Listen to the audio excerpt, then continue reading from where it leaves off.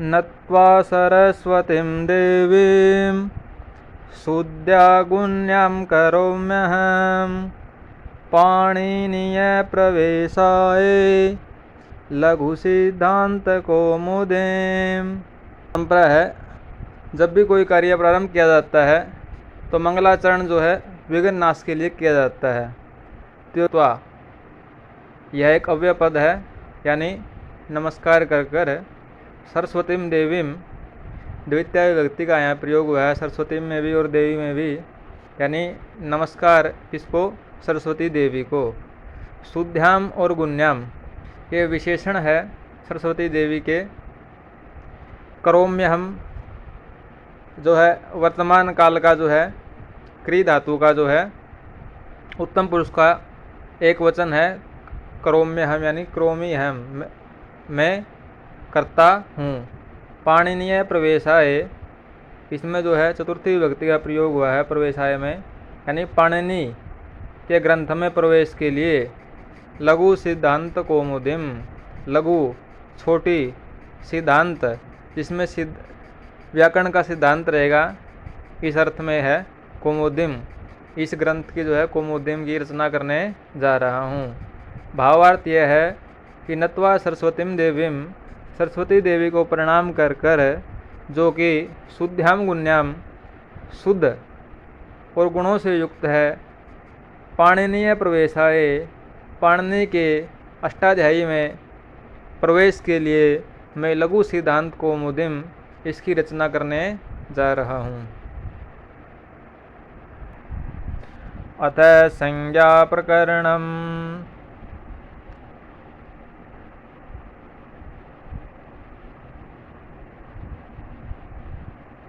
ए ई उ ण री लृक ए औंग ए औ च ह य व र ट ल ण य म ग ण न म ज भ य ग ड ध स ज ब ग ड ध स ख फ छ ठ थ च ट त व क प य स श श र ह ल।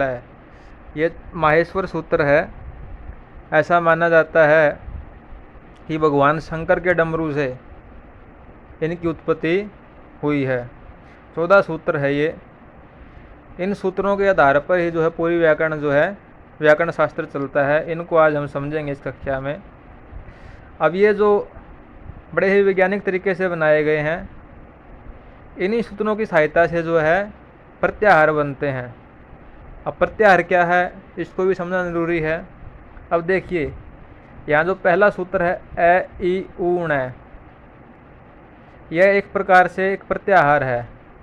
इसमें जो है जो अंतिम वर्ण है ण, वो इत संज्ञक है, मतलब उसका कोई जो है यूज नहीं है, बस उसको जो है प्रयोग के लिए, दर्शाने के लिए, एक निशानी करने के लिए, एक बॉर्डर है वो।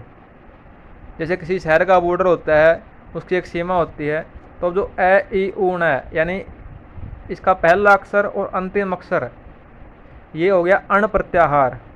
पहले अक्षर से और अंतिम अक्षर से मिलकर जो है प्रत्याहारों का निर्माण होता है। उस यानी एक तरीके से संक्षेप में हम समझ सकते हैं, किसी ने बोला कि अण प्रत्याहार में कितने अक्षर है, तो सामने वाला व्यक्ति जवाब देगा ए ई और उ 3 अक्षर है।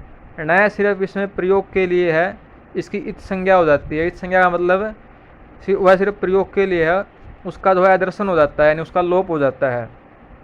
इस प्रकार से 14 जो है सूत्र है माहेश्वर सूत्र, इनकी सहायता से जो हम अनेक प्रत्याहार बना सकते हैं।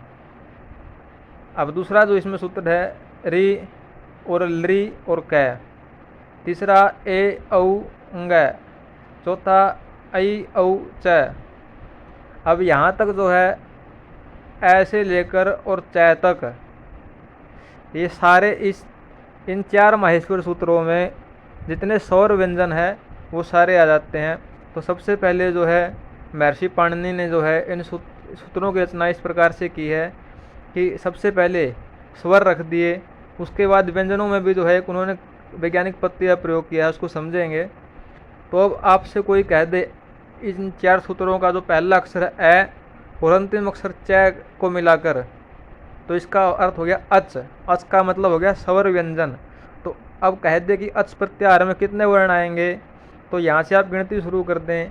ए ई उ, अंतिम अक्षर जो है उसका कोई प्रयोग नहीं है। उसके बाद जो है री और लरी, उसके बाद ए ओ, उसके बाद ऐ औ। तो अच प्रत्याहार में ये जो है 9 अक्षर आएंगे। तो इस प्रकार से जो है प्रत्याहारों का निर्माण होता है। उसके बाद जो है य व र और ट, ये व्यंजन वर्ण है।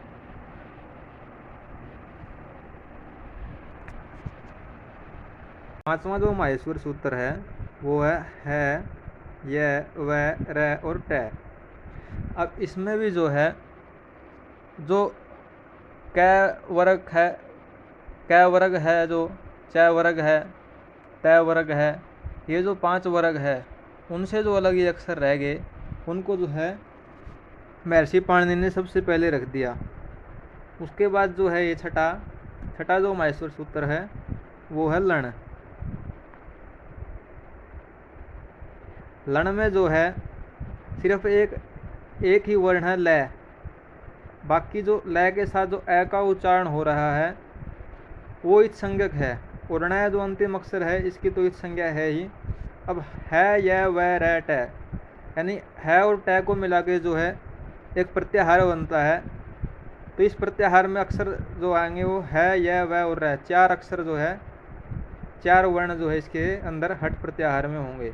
इसी प्रकार कोई पूछे कि लण प्रत्याहार में जो है कितने वर्ण होंगे, तो मात्र 1 वर्ण होगा ल। अब जो है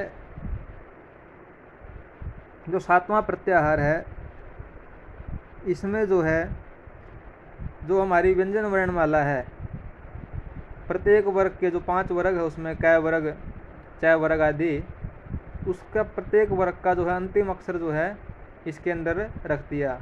य मैं ग ण न म, यानी क वर्ग है जो उसका अंतिम अक्षर जो है आप उसका अंतिम अक्षर जो है अंग होगा। उसी प्रकार च का जो है अंतिम, च वर्ग का अंतिम अक्षर जो है य है, और त वर्ग का अंतिम अक्षर न है, और प वर्ग का अंतिम अक्षर जो है म है। माहेश्वर सूत्र है। अगले जो 2 माहेश्वर सूत्र है वे है ज ब य, ग ड द और स। अंतिम अक्षर मैंने पहले ही बताया इत संज्ञक होते हैं। इसमें जो है इन 2 सूत्रों में जो है वर्ग के जो चौथे अक्षर है प्रत्येक वर्ग के वो ले लिए गए हैं। जैसे क वर्ग का चौथा अक्षर आप गिनती करोगे तो पहला क, दूसरा ख, तीसरा घ और चौथा है घ। तो क वर्ग का चौथा अक्षर जो है घ आ गया। उसी प्रकार च वर्ग का जो चौथा अक्षर है च, छ, झ, झ, वो भी आ गया इसमें। उसी प्रकार त वर्ग का चौथा अक्षर त, थ, ध, ध, वो भी इसके अंदर जो है आ गया। उसी प्रकार जो है प वर्ग का जो है चौथा अक्षर प, फ, भ और भह, वो भी आ गया। यानी प्रत्येक वर्ग के जो है चौथे अक्षर है उसके बाद महर्षि पाणिनि ने ले लिए। फिर जो अगला माहेश्वर सूत्र है इसमें जो है प्रत्येक वर्ग के तीसरे अक्षर ले लिए गए हैं। ज ब घ ड ध, और स जो है वो इत संज्ञक होता है, अंतिम अक्षर जो है इत संज्ञक है, सिर्फ पहचान के लिए जो है ये रखे गए हैं। इसलिए इनके नीचे जो है हलंत भी लिखा गया है। हलंत का जो है चिन्ह है। आगे एक सूत्र भी आएगा हलंतम, उससे जो है इसकी इत संज्ञा हो जाती है। व्याकरण में कोई भी काम है तो वो ऐसे ही नहीं होता, उसके लिए जो है सूत्र है। मतलब मन मर्जी से कोई काम महर्षि पाणिनि ने नहीं किया है, धीरे धीरे हम उनको समझेंगे। अब उसके बाद जो है प्रत्येक वर्ग के जो है दूसरे अक्षर जो है अगले माहेश्वर सूत्र में रखे गए हैं। ख, फ, छ, ठ, थ, च, ट, त, व। इसमें जो है प्रत्येक वर्ग के जो है दूसरे अक्षर रखे गए हैं। ऐसे क वर्ग का दूसरा अक्षर ख है, उसी प्रकार च वर्ग का दूसरा अक्षर छ है, ट वर्ग का दूसरा अक्षर ठ है, त वर्ग का दूसरा अक्षर जो है थ है, और प वर्ग का जो दूसरा अक्षर वो फ है। तो इसमें जो है प्रत्येक वर्ग के जो है दूसरे अक्षर रखे गए हैं। फिर जो है इसके साथ ही साथ इसमें जो है पहले अक्षर भी रख दिए गए हैं, दूसरे और पहले। अगला जो सूत्र है उस क, प, य, यहाँ तक जो है प्रत्येक वर्ग के पहले अक्षर आ जाएंगे। जैसे क, च, छ, त, प, ये जो है प्रत्येक वर्ग के जो है इसमें पहले अक्षर आ गए। और अंत में जो है जो ऊष्म वर्ण है स, श और श, इन तीनों प्रकार के जो स है वे रख दिए हैं सर प्रत्याहार में। और अंतिम जो है जो है पहले भी है, जो है ही अक्षर है वर्ण ही इसमें ऐसा है प्रत्याहारों में जो 2 बार जो है रिपीट हुआ है।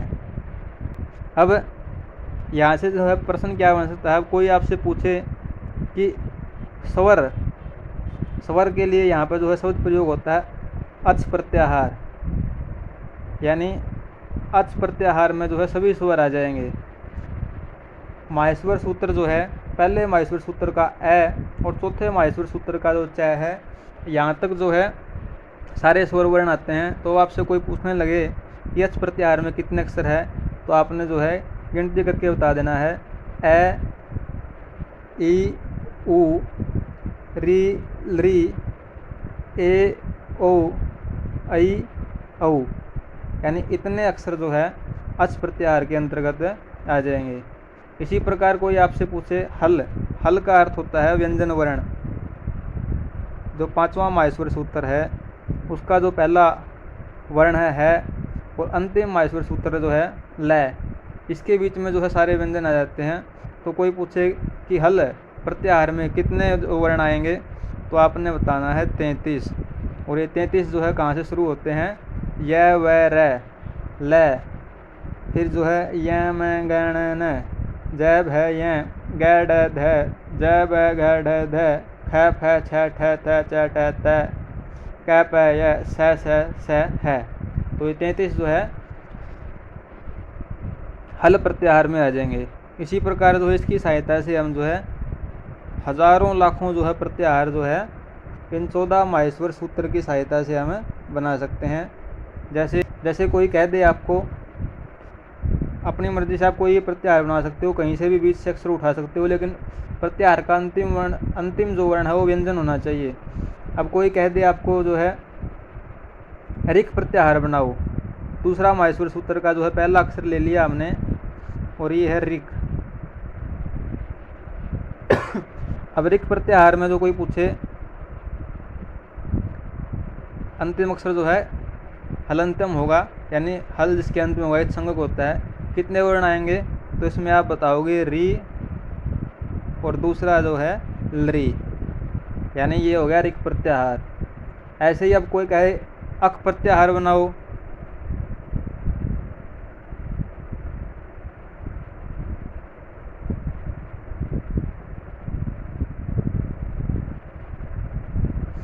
ऐसे ही कोई कहे कि अक प्रत्याहार बना के दिखाओ, तो अक प्रत्याहार में आपने जो है अक्षर ले लेने हैं ए, ई, उ, और री और लरी, यानी 5 अक्षर अक प्रत्याहार में हो गए। ऐसे जो है प्रत्येक माहेश्वर सूत्र के जो है वर्णों का प्रयोग करके हजारों प्रत्याहार बनाए जा सकते हैं। कंडीशन सिर्फ एक रहेगी कि जो भी आपने प्रत्याहार बनाना है उसका जो है अंतिम वर्ण जो है इत संज्ञक होगा और वो हल वर्ण ही होगा, यानी व्यंजन वर्ण ही होगा, यानी उसमें कोई स्वर नहीं होगा। स्वर पहला अक्षर स्वर हो सकता है, लेकिन अंतिम वर्ण जो है हलंतम होना चाहिए। और हलंतम की जो इत संज्ञा होती है वो सिर्फ जो है प्रयोग के लिए है, वास्तव में उसका कोई कार्य नहीं रहेगा।